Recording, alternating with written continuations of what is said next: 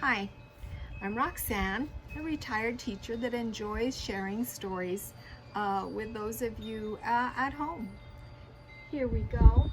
Uh, this is Alejandro's gift, and it's by Richard E. Albert, and it's illustrated by Sylvia Long.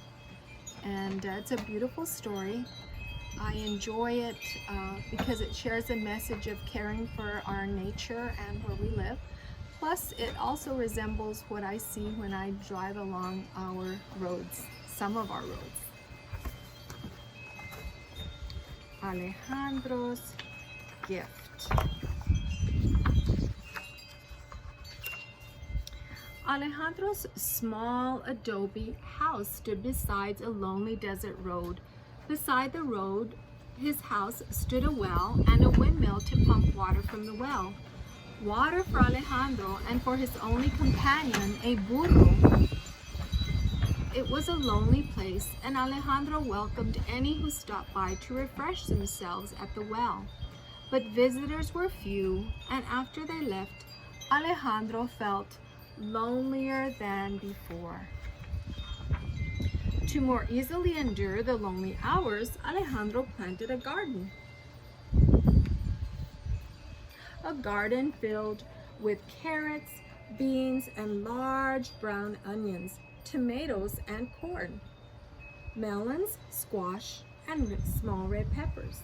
Most mornings found Alejandro tending the garden, watching it grow.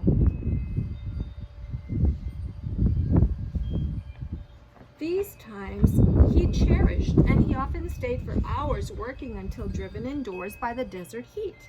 The days went by one after another with little change, until one morning when there was an unexpected visitor.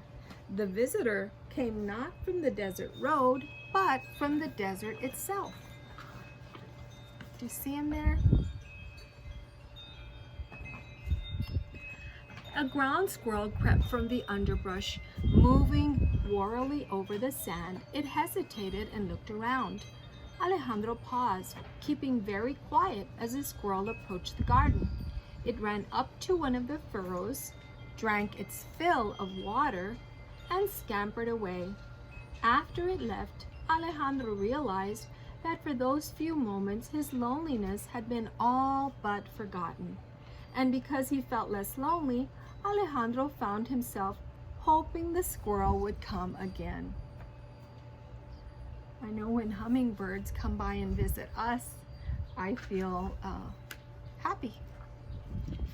The squirrel did come again from time to time, bringing along small friends, wood rats and pocket gophers, jackrabbits, kangaroo rats, pocket mice. Birds too became aware of Alejandro's garden. Roadrunners, Gila woodpeckers, thrashers, cactus wrens, sage sparrows, mourning doves, and others came in the evening to perch on the branches of a mesquite bush or to rest on the arms of a lone saguaro before dropping down for a quick drink before nightfall. Occasionally, even an old desert tortoise could be seen plodding toward the garden.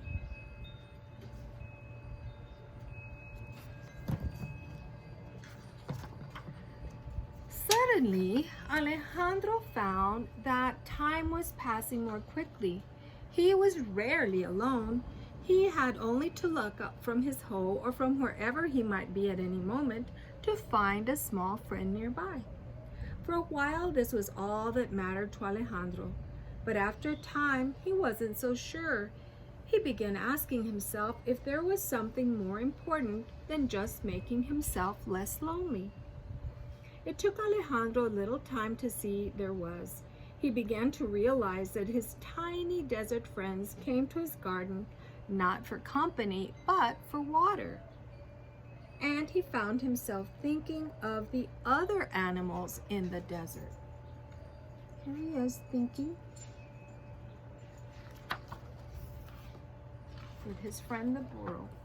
Animals like the coyote and the desert gray fox, the bobcats, the skunks, the badgers, the long-nosed coyotes, the peccaries, sometimes called javelinas, the short-tempered wild pigs of the desert, the antlered mule deer, the does, and the fawns.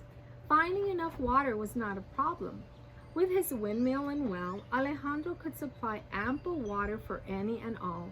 Getting it to those who needed it was something else. The something else Alejandro decided was a desert water hole. So you see, he's thinking of the creatures of the desert that were in need of water. Without delay, Alejandro started digging. It was tiring work, taking many days in the hot desert sun, but the thought of giving water to so many thirsty desert dwellers more than made up for the drudgery. And when it was filled, Alejandro was pleased with a gift he had made for his desert friends. There was a good reason to suppose it would take time for the larger animals to discover their new source of water, so Alejandro was patient. He went about as usual, feeding his burro, tending the garden, and doing countless other chores. Days turned to weeks, and it was still quiet at the water hole. Why, Alejandro wondered, weren't they coming? What could he have done wrong? So now he's problem solving. What has he done wrong that the animals are not coming? The absence of the desert folk might have remained a mystery had Alejandro not come out of the house one morning when a skunk was in the clearing beyond the water hole. Seeing Alejandro, the skunk darted to safety in the underbrush. It suddenly became very clear why Alejandro's gift was being shunned. Alejandro couldn't believe he had been so thoughtless, but what was important now was to put things right as quickly as possible. You see, he frightened the skunk when he came out.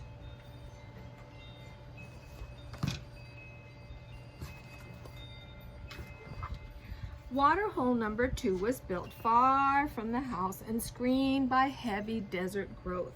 When it was filled and ready, Alejandro waited with mixed emotions. He was hopeful, yet he couldn't forget what had happened the first time. As it turned out, he was not disappointed.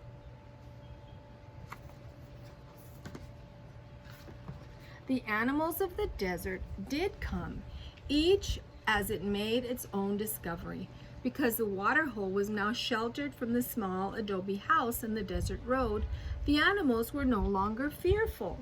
And although Alejandro could not see through the desert growth surroundings, the water hole he had ways of knowing it was no longer being shunned.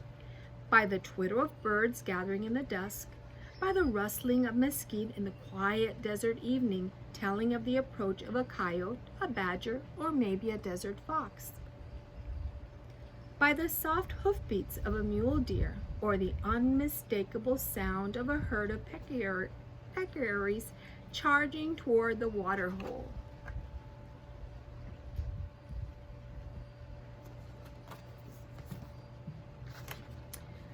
And in these moments when Alejandro sat quietly listening to the sounds of the desert neighbors, he knew that the gift was not so much a gift that he had given, but a gift that he had received. And here we have information on the desert animals that came by his watering hole.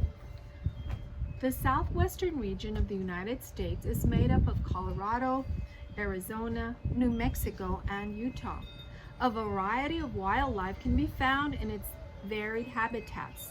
The following glossary lists some of the animals and plants that are shown in this book.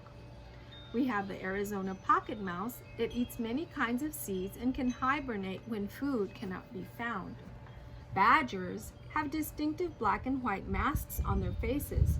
They live in family groups in underground burrows. Few animals will attack the badger because of its fierce temperament. The black-tailed jackrabbit has very large ears which help keep it cool in hot weather. It also has very large feet which help it run quickly.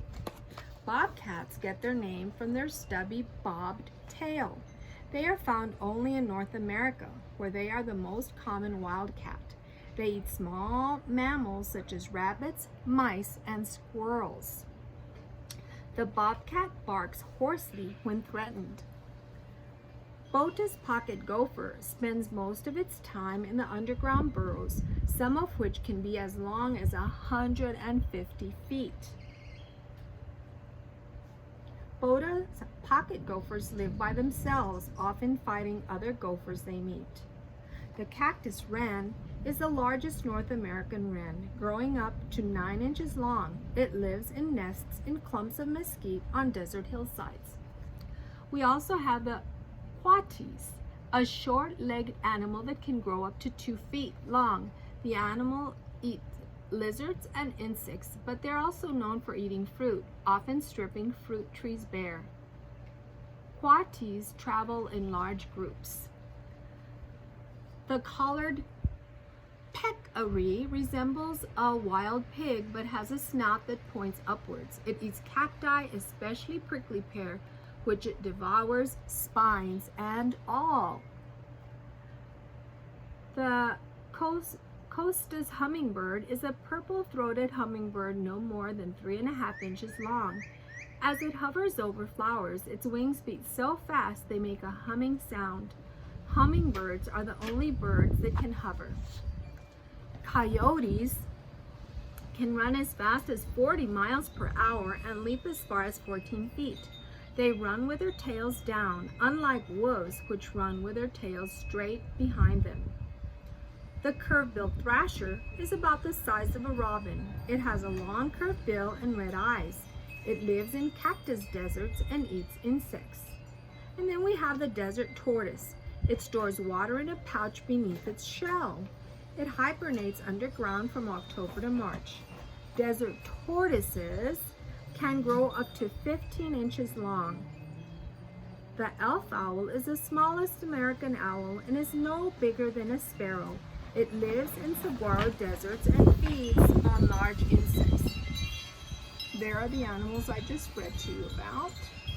And now I'll read the next page so you can learn more about some of the desert animals that we saw in this book. The Gambel's quail lives in desert thickets. This bird has a loud crackling call and a large tear-shaped, drop-shaped feather on its head. The Gila woodpecker nests in holes in giant saguaro cacti. Its feathers are patterned in black and white stripes. Males have a small red cap, while females and young birds have plain brown heads.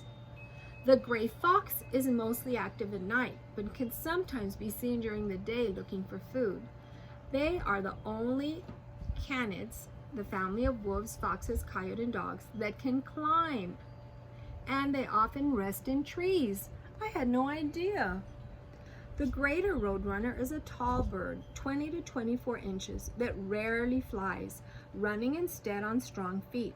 It eats a wide variety of small animals, including snakes, lizards, and scorpions. You may have seen a roadrunner here in El Paso.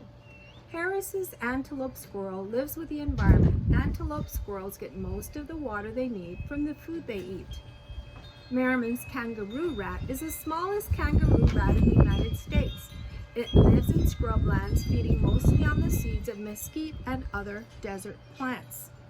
Mesquite is a spiny tree that grows in large thickets in the Southwest and Mexico, and we have those here in El Paso. The mourning dove's name comes from the melancholy cooing, which is its mating call. Mourning doves can be found all over North America. The mule deer have large ears and are one of the most common animals of the desert. Their diet consists of grasses, twigs, and cactus fruits.